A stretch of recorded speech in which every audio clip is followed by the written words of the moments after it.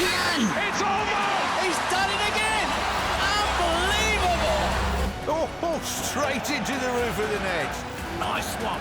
Straight down the middle. So a good performance from both teams. Hi, welcome to a very special edition here of First Sports. I'm Rupha Ramani, and if you've been an Indian cricket fan here and you've lived here over the last few days, lived through what a World Cup it's been, you would know that that feeling hasn't gone away. It's still beginning to sink in. We're still riding the wave of what has been a monumental victory for not just the women, for Indian cricket. It's been a pivotal and a seminal episode in our history, and to take us through that moment is someone who actually has been responsible for getting all of us to this point here, who's struggled herself, who's put India on the global map.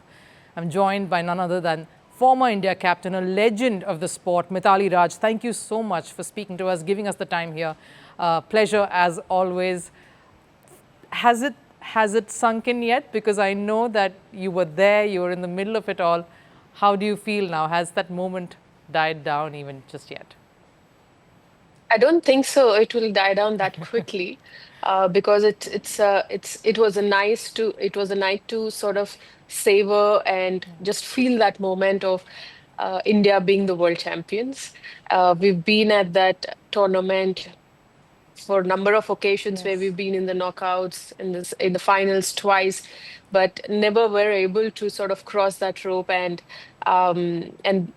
what a way to sort of get our hands on the trophy at home, a home World Cup, and having all the former cricketers present at the ground, and the current generation sort of played the game. And it was a very surreal feeling that there was this build-up. Yes, it felt like it was the opportunity again for India to sort of expand the profile of the sport, and the way they've started losing 3 games and coming back to playing in the knockout against it was a literal quarterfinals against New Zealand, and then the big semi-final.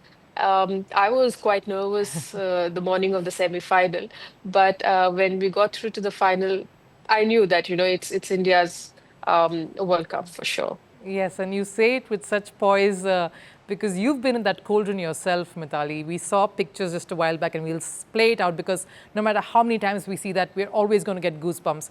I was getting emotional watching all of that play out. And for someone who's seen all of this from the sidelines, watched you play for so long, how did you feel when they all came up to you, gave you that trophy? You know, the two stalwarts, the two people who really defined women's cricket, you, Julian, right there. How emotional was it for you?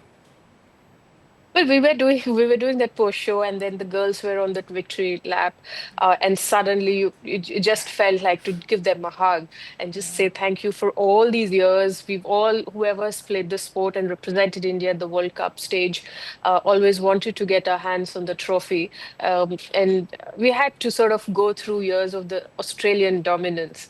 And every time people would ask, okay, they would just say that Australia is the team to beat, and this Indian team in the recent year and a half, I think, has beaten them. In fact, a lot more than in the past years. And then you feel like beating them in the semi-final, and that to a record chase, like 338, and then to see them win the finals. The last 2 wickets I didn't see because I just didn't, I couldn't. I mean, I just walked out of that commentary box, and I was just pacing in the corridor until the roar went up. That's how I realized, yes, India has finally got through. Because 2017, we were almost there. And then from that stage to lose out, I just felt like, I shouldn't be seeing the last 2 wickets. But to have all of those girls a few of them we've played with in the last edition of the World Cup, and then the few of the young girls who made the debut in the last 2-3 years, and to meet them, it was sort of I can't really put it in words what we felt, but then I'm just grateful that both of us were there at in that ground, present at that moment. Yes, it felt like it was a script and it was perfectly written with all of you there. Sort of like a rite of passage in some ways, passing the baton formally, and what a better way than to do it via a World Cup trophy. But Mithali, I have to ask you also about the moment itself. how important is this for the sport? We're not going to talk about how important it is for women's cricket. This is something that the sport needed.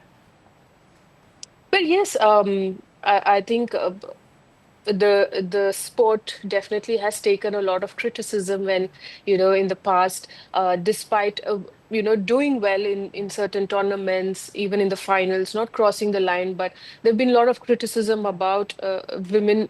Not doing so well in cricket, and we've not really have any ICC tournament so to our name. But then I think this is the start. This is the beginning of what I foresee is it's India's time on the global stage from Yes. here on. Yes, and rightfully put. You look at this bunch, this generation, it was special. I mean, you had, the time that you were captain, it was a different environment, it was a different feel. Take us a bit through that, Mithali. What's the difference that you see? I mean, of course, you don't know a lot of them so well, but what's the difference do you see from the team of yours, your team, to, Harmanpreet's team here today? I think the major difference is that the girls don't take too much time if they make their debut in India, like, for the Indian team. Yeah. There's not much time they take to adjust to the international standard, uh, is where I feel is a huge difference. And the WPL is played a very pivotal role in that because from the last edition to this edition, what the changes Indian women's cricket has gone through is one is a pay parity, Yes. and then second is the launch and the commercialization of the franchise league, women's Premier League. We finished 3 seasons of it, Right. and that franchise league has actually unearthed a lot of potential players like Kranti God and Sri Charni are products have been picked from WPL. Amanjot Kaur and Richa Ghosh, all these players have developed the mindset of playing fearless cricket is because they've gone through those experiences in WPL because Yeah. franchise league is intense. Yes.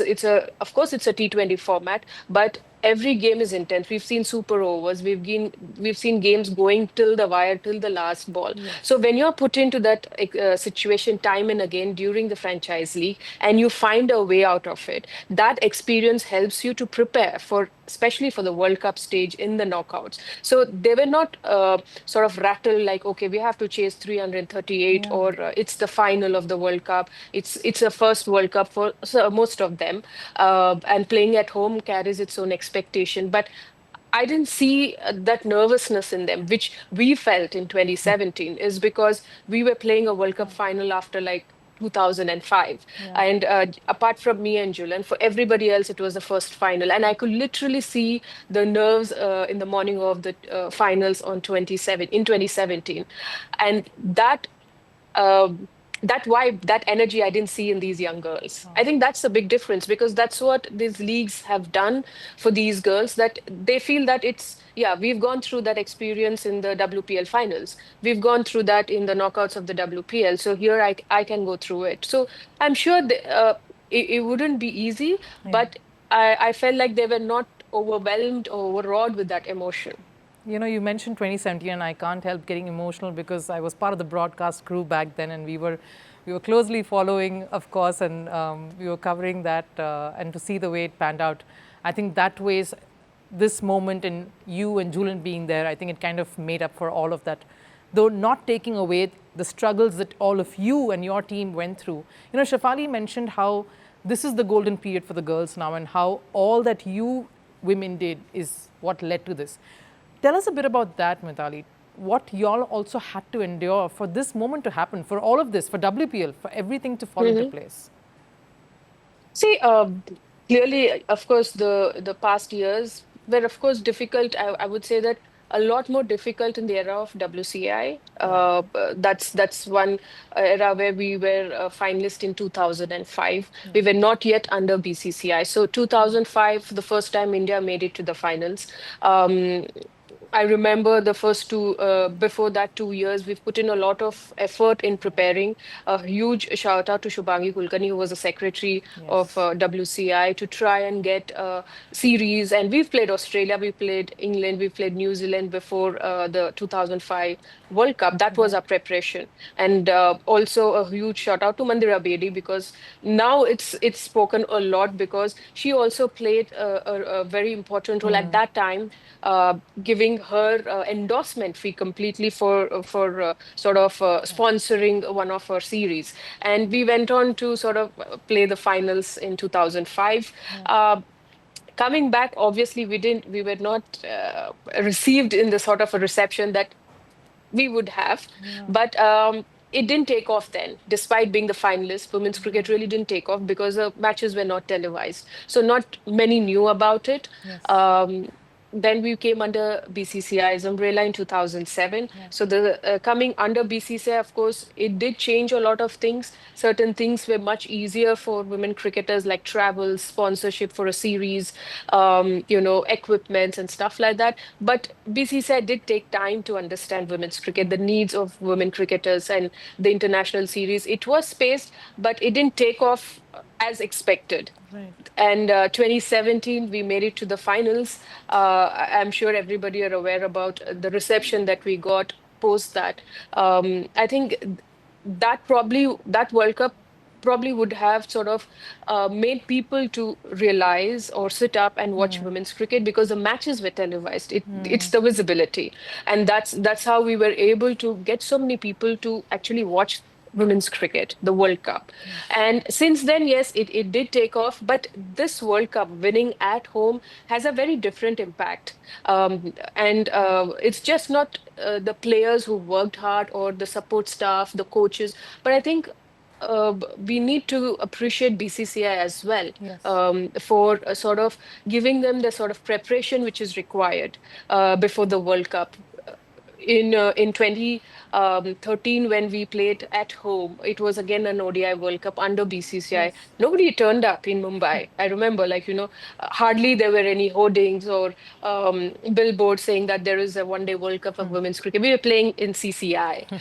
Whereas now this World Cup, you see, before the World Cup, there's an unveiling of the trophy. Yeah. I went for that event. Yes. The trophy was taken to different cities where the matches were organized. It was sort of advertised. It was on television also, for people to know that there's such a big event is being taking place in our country. So a lot has been put behind organizing this World Cup, and that's where I think we should give credit to BCCI. And for WPL, yes, our former secretary and ICC chair, current Mr. Jay Shah. I mean, he played such a huge role in getting pay parity, Yeah. making equal match fees. Then, of course, the launch of WPL, getting sponsors only for WPL. It was nowhere in connection with IPL. Getting an individual Yes. sponsor, commercializing it, media rights. And then, as he became the ICC chair, he is fourfold he's increased the prize money for this World Cup. I think he is doing his bit in sort of getting elevating women's cricket, and BCCI, of course, because Mr. Saikia, who's the current secretary, he was able to invite all the former cricketers, the Yeah. captains. I remember the first game, the opening game of this tournament. There were so many former cricketers being sort of felicitated. We've never seen that before. Yeah. So it all sort of, you were right, it all sort of scripted in a way by the universe to sort of get everything in place for everything to click. Yes, and when you speak about what you had to endure and how things have changed for the better here for the women today, I get the sense though that is the struggle really ever over though for women's cricket? Because even during this tournament, when they stumbled a few games, the tournament is not over. The qualification is still open. You still had people coming out with knives, trolling. When will that mindset change, Mithali? Well, see, I don't think so.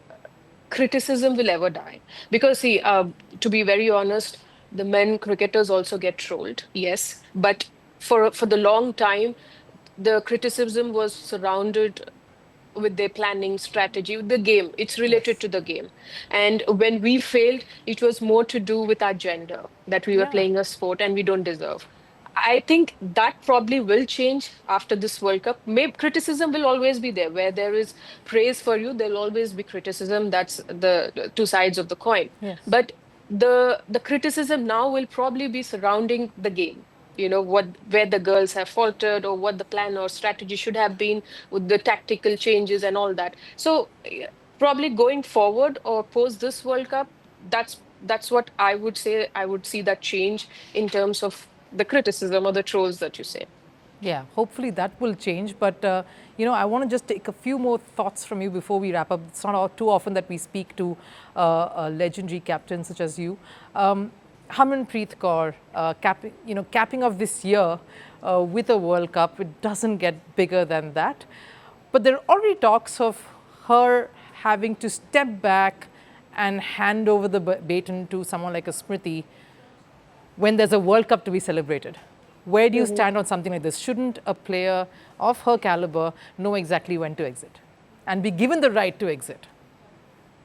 Well, see, I think it's not an appropriate time to sort Yeah, of talk about captaincy because we've still not finished a week into exactly. winning a World Cup. So that is a call. Let's keep it for the later. I Yes, think for what how she's led the side along with Amol Mazumdar, the coach, yes, and how the girls have responded as a cohesive unit in the World Cup. I think we should be celebrating that. yes, Of course, there will come a time in terms of taking a call in these things, and you have a committee in place, you have the selectors in place, and the BCCI to take the call. But for someone like me who's seen the team do well, yeah. I would rather sort of still be in that moment of, telling myself that India has won the World Cup, and I've always said that finally I get to see India engraved on the Yeah. trophy, where it's always been Australia, New Zealand, and England. We have a fourth nation, India, there. Yes, absolutely. The moment couldn't have been a more prouder one for all of us here, Mitali, and you were part of making this happen. Final word before, of course, we let you go. We have to ask you about the inevitable question. It seems a little cliched, but we've got to ask it because there has to be thought towards it. The Mhm, gap between Indian male cricketers and Indian female cricketers is still wide when it comes to a lot of other factors. Of course, we're mhm. not speaking of skill and talent and competition. It's more to do with the periphery that involves around it, whether it's exposure, whether it's attention, whether it's commercial viability. When is that going to reduce, or how do you see that process? See, I'm not a big believer in comparisons, and Fair enough. uh, I also feel that men's cricket had its own journey, own Yeah. growth at its own pace. And we are having our own women's cricket journey and the evolution of the sport. They're two very different journeys, and to sort of compare or ask to say that, when will women's cricket reach that level? In terms of standard, we are getting there, and Yes. it is faster because this World Cup has seen 300 plus totals being posted and chased, which you are seeing in men's cricket. So I'm happy from moving forward. I think it will only sort of bolster the growth more faster. Yeah. Um, in terms of the commercials, that's again, it's based on advertisement and visibility in how The the thought changes. agencies work in promoting Yeah. the players and their profile. But when it comes to yeah, I remember one of the journalists saying that on one of the shows about the girls got the prize money by BCCI lesser than the boys. I think rather than talking about what is less, we should all be at the moment talking about what the girls and the team and women's cricket have achieved. Yeah. Because in thinking what is less, we are diluting the occasion, the Yeah. moment, Yeah. which we should be savoring because it will move on. Yeah. We have to move on from here. There is a WPL season to come in Jan. There's a T20 World Cup to come next year. The team also has to prepare. So while it lasts, let's enjoy this, and then there will be there will be steps taken forward, and steps are being taken. It might be a little slow. It might be just one step or two step at a time, but it is moving forward. It's not stagnated. So when in 2017, when we were finalists, True. BCCI did give us a prize money. Like, they've announced. I don't know if the men got a prize money when they were a finalist in the ODI World Cup. I don't remember. So I've never seen them talk about you've given the women this, why you haven't. So why should we always be looked as victims? I mean, not every Absolutely. time. It's Fair. not cool to all the time keep asking. Let's the girls have done so well. I think we should build on this. We should build on the momentum and see that how this team and how this momentum can be continued, and India consistently at the ICC tournaments is able to sort of reach the finals and get across the rope, and how they can be that invincible India that we for so often in the past we spoke about the Australian side. I Yeah. would like people to talk about the Indian team like that, Yeah. and that should be our focus. And Abs- yes, for that, for the prize money, for everything, we have BCCI, we have committees in place for that, and they will take the call. Absolutely, and I love the sense of optimism here, Mithali. I think that's the only way in which you can cut through something that is something that we have had to work against, and it's women in all walks of life across all fields. So I get the optimism, and I get where you're coming from. But here's hoping that this is just the start of just the uphill trajectory. Of course, we are always going to be fighting against the grain, but we'll do it with a smile. But thank you so much, Mithali. Always a pleasure speaking to you.